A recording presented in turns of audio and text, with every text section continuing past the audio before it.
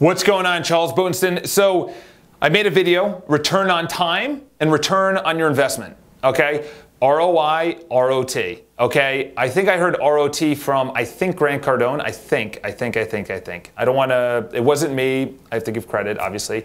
But that's the thing is that most people say, what's my return on investment? In other words, if I give someone $10, what's my return on investment? Do I get a salad or do I get chips and fries, you know, or in a hamburger, you know, or whatever you get? If I give $1,000, if I'm paid $1,000, you have to look at your time.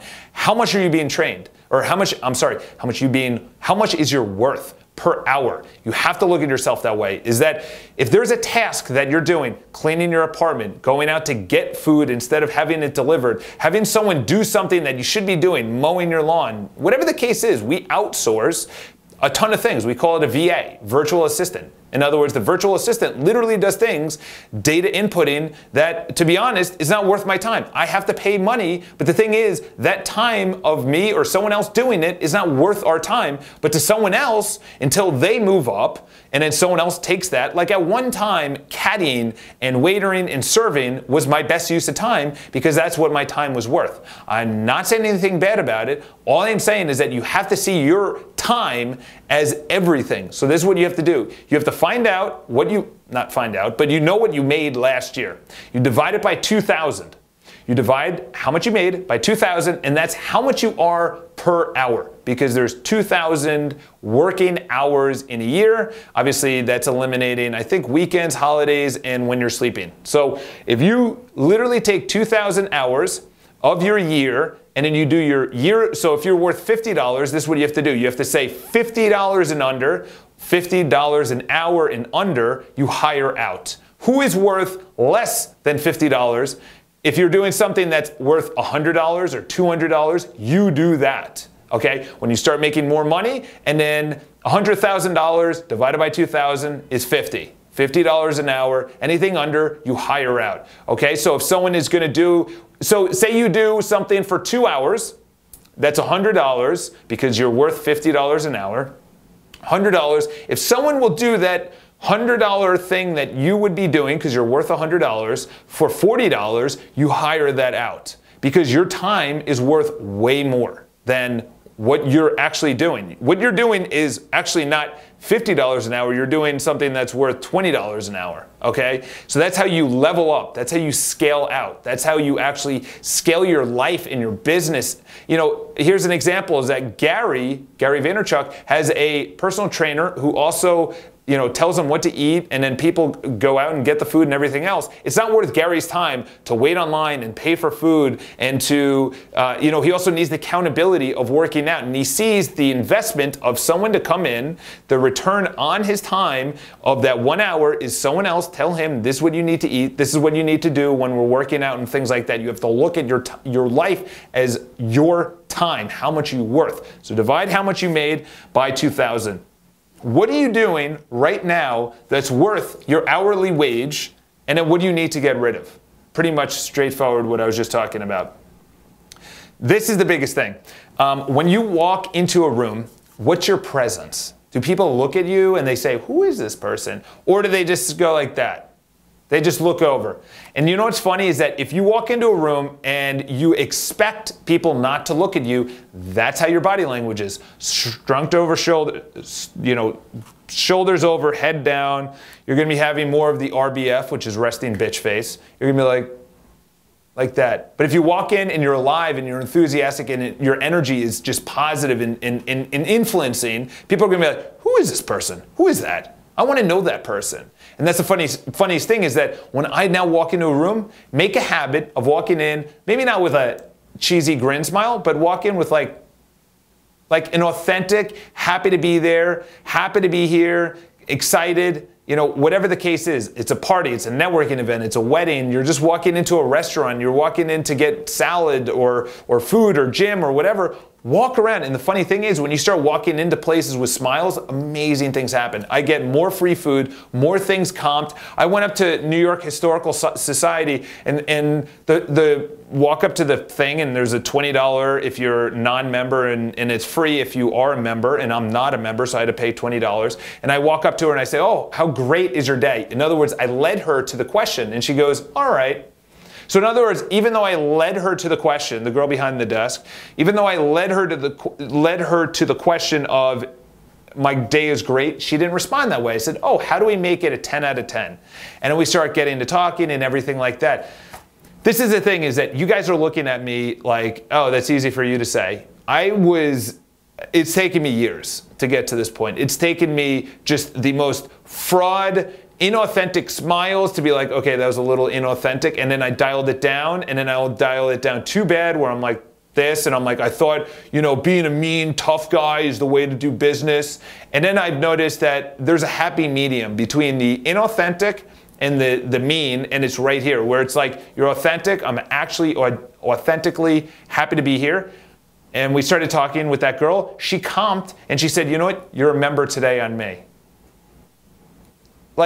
And then later that day, so I'm like, oh my gosh. So I just saved 20 bucks there. I'm walking throughout. I met my parents there. We're going to lunch. Walk in, we sit at a table, because that's what we do. I just literally just take action. I'm sitting at a table, and the maitre d' walks over. The maitre d' is the guy that seats people, and he wasn't there at the desk, so we just sat ourselves, and it wasn't like a restaurant, but it was, casual, upscale in the New York Historical Society place, and it's a great brunch place. And the guy walks over, and he goes, oh, do you have a reservation? I said, no. And I'm looking around, there's 2 empty tables, and I'm like, no, we don't. He goes, oh, we're booked till 6. And I said, what? Really? Wow, that's crazy. So I really wanted to eat there because of the food. So I said, all right, my dad's older, my mom's there. So I say, okay, let's just eat along the table counter, which is seatings, but there's no back. It's on high chairs. My dad's older. I kind of don't want him there. But I'm like, all right, whatever. I still want the food, the atmosphere, because it's a nice place. The guy walks over, and then I go on Open Table, and sure enough, opentable.com, sure enough, it's booked till 6 p.m. The maitre d' walks over, and I didn't even say anything. I didn't even say anything. He walks over about 3 or 4 minutes later, and he goes, give me 2 minutes. And sure enough, the guy got us a table. I didn't, when he said we have reservations, I was like, oh man, that stinks. We really wanted to eat here and things like that. In other words, he doesn't normally do that. And it really was booked until 6. But he got us a table because someone left early. So instead of seating the next people, he put us there. Good things will happen. Karma is it's not like karma is good or bad. It's just like if you go into the world thinking the world sucks, the world of course is going to suck. But if you think going into it is amazing, and that all starts with what's your energy, how you're presenting yourself. So those are just 2 quick examples, which is make it a habit to walk into a room with a smile. Just you're content. All right, moving on. So sign up, then figure it out. This is something that I just started doing 3 or 4 years ago. So I just put out the video. Hopefully it hit. I have no idea. But there is a seminar in New York City that I'm going to be hosting. It's free, and I'm not asking for any services or any books. It's not like an upsell or anything like that. I just want to be comfortable talking in front of people because I've never given a big speech. I don't know if the seminar will even have anyone, but So what I'm saying is sign up and then figure it out. Sign up for the networking event. Say yes. Just say yes, and then figure it out. When someone says, hey, listen, can you come to this party? And you're like, the reason that hesitation, I'm not talking about if it's like a really crappy party, but I'm saying the time where you're like, oh, I don't know, I'm not used to that restaurant or that crowd. You kind of look up to that crowd or that seminar, or maybe it's above your price range. You'll figure it out. I'll give you one example. Actually, multiple examples. So I was living in Hell's Kitchen, New York City, it's a cool area, but I was living with roommates, 5th floor walk up a couple of years ago, and I just said, I want my own place, and the reason being is that I'm in sales, and I'm literally talking to people all day long, and then sure enough, I come home, and people want to be entertained. But I just entertain people all day. I want to go home and just turn my brain off for like 20 seconds. But my roommates, because they didn't talk to anyone, their stimulation is at night. So I would come home and I'm like, I got to make a decision. New York City, to live by yourself, is a minimum of $2,000. minimum. You could live a little less expensive, but it's a really crappy area or it's really far from the subways and, you know, it's just not worth it. You could live less, but you're with roommates, so I wanted to live by myself. So my first apartment was $2,200, $2,200. I had no idea how I was going to be able to afford that because you also have your lifestyle, which is expensive. I also, I don't think I had my company, no, I didn't have my company yet, but I just signed the lease. I somehow was able to actually get in and sign the lease, and they said, okay, I was not making enough money. I you know, not swindled my way into the owner, but I kind of just snaggled my way. I said, I promise I'll pay you every single month. And he goes, all right, man, I hold your word on it. And sure enough, guess what happened? I started making sales calls because I needed, and I was never making sales calls. So I stepped up to the game.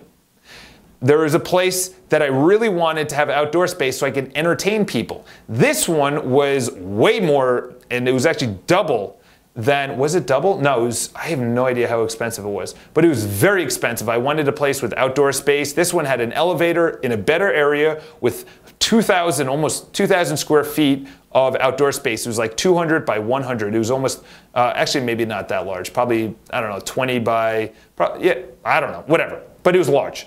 And I had no idea, again, how I was going to afford it. And sure enough, I started making more and more sales calls. I started reining back my funds. I started being more diligent with my time. So in other words, every single time I said yes, I went a little bit further. I stepped up to the game.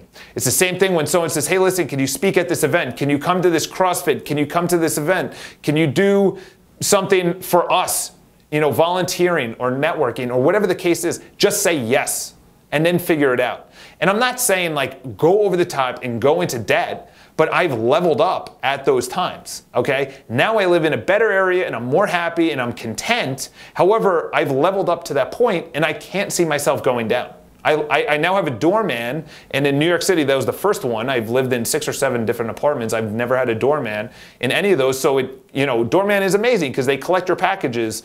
It's like, you know, otherwise, you know, people can take them and it doesn't get delivered, and then you have to go pick it up at the mail thing and whatever. It's a total disaster. But I now have a doorman. I can't see myself going back, all right? So say yes. Make it a habit of walking into a room, smiling. Make it a habit of saying yes. You'll figure it out. You will level up. You will figure out how to get to that event or how to do something. All right? So I'll do the next one. We're already 12 minutes in, so I'll do the next one on, it's actually really good, on hosting parties. So have an awesome time. Subscribe to the videos. Leave your comments below. Talk to you guys soon.